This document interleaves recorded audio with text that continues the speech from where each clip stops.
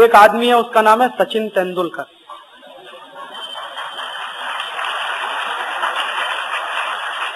अब आप उसको कहते हैं कि वो तो बहुत बड़ा नेशनल हीरो है। वो हीरो है कि क्या है, आप जरा सोचिए कि जो आदमी हमारे दुश्मन देश की कंपनियों का पानी बिकवाने का धंधा करे, वो हीरो है कि विलेन, अभी ये तय करना बाकी। आप देख लो कि सचिन तेंदुलकर सबसे ज्यादा जाहिरात करता है पेप्सी की, और दूसरे नंबर पर अगर उसको समय मिला तो सबसे ज्यादा जाहिरात करता है कॉलगेट की। कॉलगेट भी अमेरिकन कंपनी। और तीसरे नंबर पर समय मिला तो वो जाहिरात करता है वीजा पावर की। वीजा भी अमेरिकन कंपनी। माने चुन चुनकर अमेरिकन कंपनियों की जाहिरात हमारे देश का सबसे अच्छा क्रिकेट खिलाड़ी सचिन तेंदुलकर करता है। उसको हम कहते हैं वो राष्ट्रीय खिलाड़ी है। वो राष्ट्र का खिलाड़ी है कि अमेरिकी कंपनियों का एजेंट? हमने तो उसको क्रिकेट खेलने के लिए बनाया, वो तो धंधा बढ़ा रहा है अमेरिकी कंपनियों का एजेंट। और उसी के पद चिन्हों पर दूसरे लोग चल रहे हैं। मोहम्मद अजहरुद्दीन भी कर रहा है पेप्सी का जाहिरात, अजय जडेजा भी कर रहा है हेड एंड शोल्डर का जाहिरात, वो भी अमेरिकी कंपनी। सौरभ गांगुली भी करता है, विनोद कांबली भी करता है। और मैंने क्या देखा है कि जितने हमारे बैट्समैन हैं वो सब पेप्सी की जाहिरात करते हैं, और जो बॉलर्स हैं वो कोका कोला की जाहिरात करते हैं। बॉलर्स में सबसे ज्यादा कोका कोला की जाहिरात करता है अनिल कुंबले, दूसरे नंबर पर जवागल श्रीनाथ, तीसरे नंबर पर अजीत आगरकर। तो बॉलर सब कोका कोला के हैं, बैट्समैन पेप्सी कोला के हैं, भारत का कोई नहीं। आप सोचते हो ये भारत के लिए खेलते हैं? कोई भारत के लिए नहीं खेलता, सब पैसे के लिए खेलते हैं। सचिन तेंदुलकर को पेप्सी कोला कंपनी साल में 1 करोड़ रुपए देती है। अनिल कुंबले को कोका कोला कंपनी साल में 50 से 60 लाख रुपए देती है, और इसी रेंज में सब खिलाड़ियों को मिलता है। तो ये पैसे के लिए खेलते हैं, कोई राष्ट्र के लिए नहीं खेलते। और ये लोग राष्ट्र के लिए खेलते नहीं हैं, इससे बड़ा सबूत आपको और क्या चाहिए अभी इस देश में कि ये सब लोग हैं जो अमेरिकी कंपनियों का धंधा बढ़ाने के काम में लगे। इनके साथ साथ कुछ और लोग भी हैं, जैसे शाहरुख खान, जैसे करिश्मा कपूर। ये शाहरुख खान भी पेप्सी का जाहिरात करता है, करिश्मा कपूर भी कोका कोला का जाहिरात करती है। तो ये सब लोगों को राष्ट्र की कितनी चिंता है या कितने ये राष्ट्र विरोधी हैं, आप खुद तय करिए। मैं आपको सिर्फ एक सबूत पेश कर रहा हूं। आपने अभी देखा कारगिल का संकट हुआ। कारगिल के संकट में आपने ये भी देखा होगा कि हिंदुस्तान के गांव-गांव से गरीब आदमी ने कुछ ना कुछ देश के लिए दान किया कि नहीं किया? मुझे तो खुद मालूम है, क्योंकि कई शहर में मैंने इकट्ठा किया पैसा हमारे आजादी बचाओ आंदोलन के कार्यकर्ताओं की मदद से। हमने भी भेजा वहां जितना हमसे बन पड़ा। तो एक जगह तो मैं घूमता था छत्तीसगढ़ के इलाके में, ऐसे ही एक शहर में पैसा इकट्ठा करने के लिए। तो मेरी आंख में एक दिन पानी आ गया। मैंने देखा कुछ भिखारियों ने जितनी भीख मांगी थी सब डाल दिया उसमें।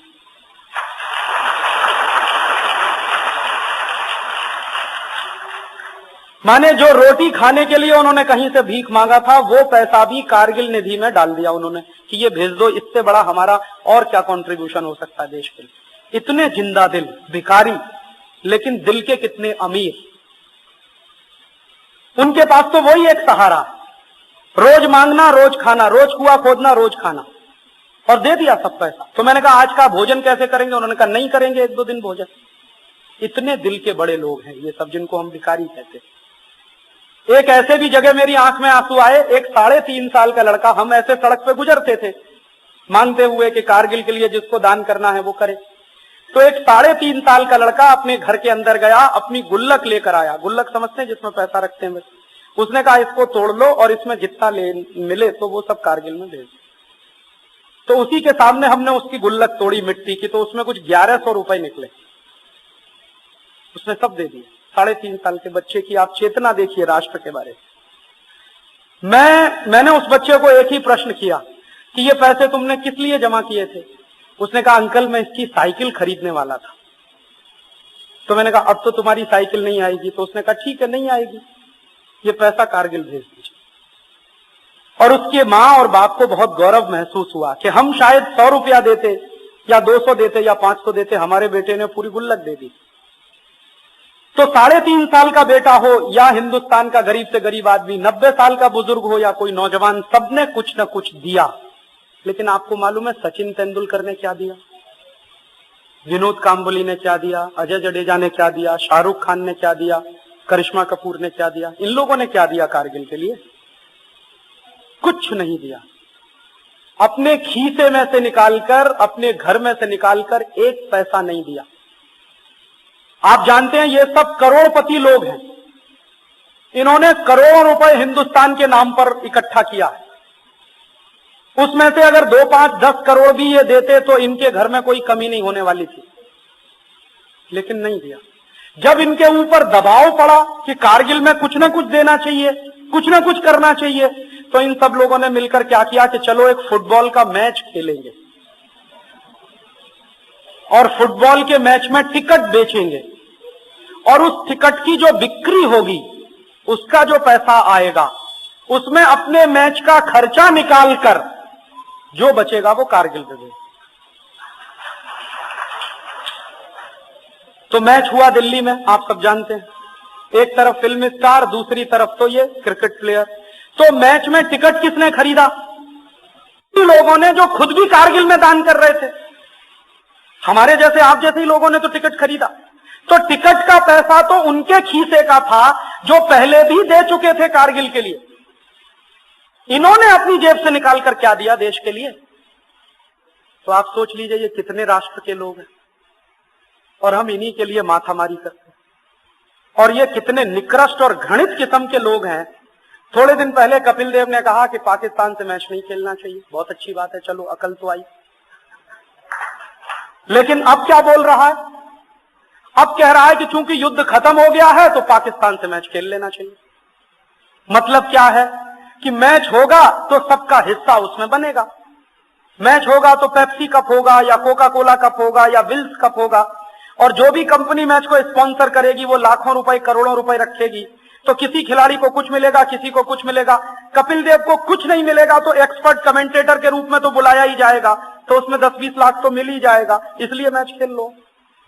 और इन खिलाड़ियों की आप राष्ट्रभक्ति की पहचान करें तो करिए कि जिस समय हमारे देश के जवान पाकिस्तानी सैनिकों के खिलाफ अपने जमीन का एक एक इंच बचाने के लिए सीने पर गोलियां खा रहे थे, उस समय हमारे क्रिकेट खिलाड़ी इंग्लैंड में पाकिस्तानियों से मैच खेल रहे।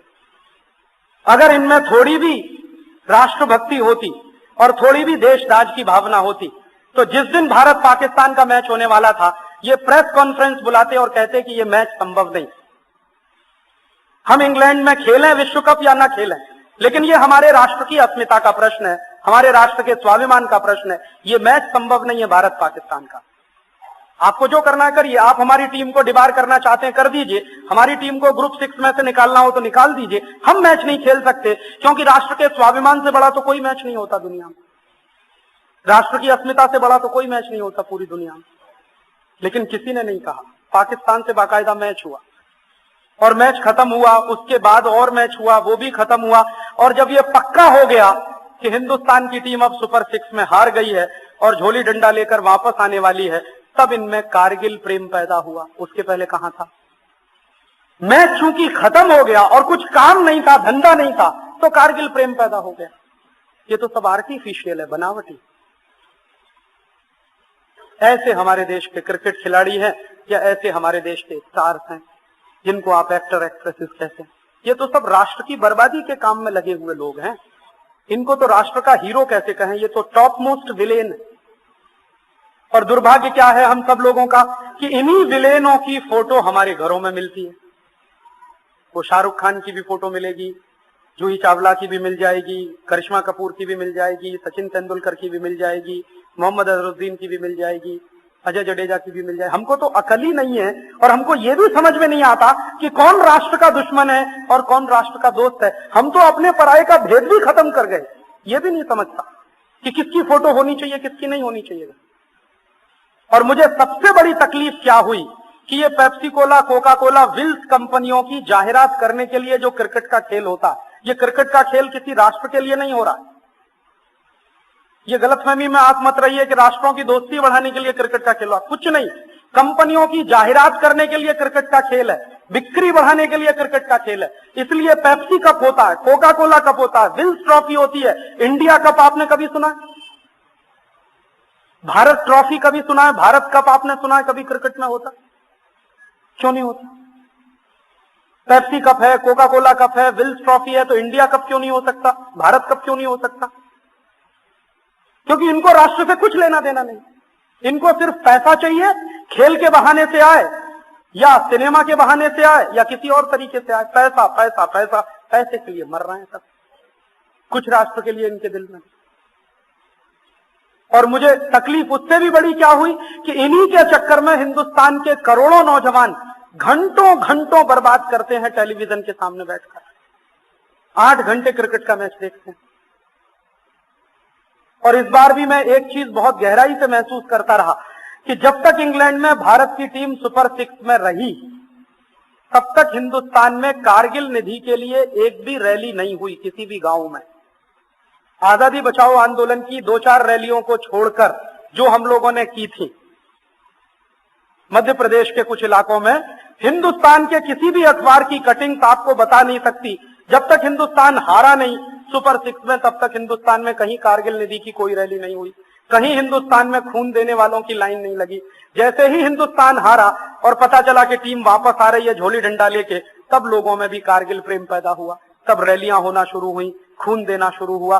तो हमारी राष्ट्रभक्ति किससे जुड़ी हुई है? वो भी निखालिस नहीं रह गई।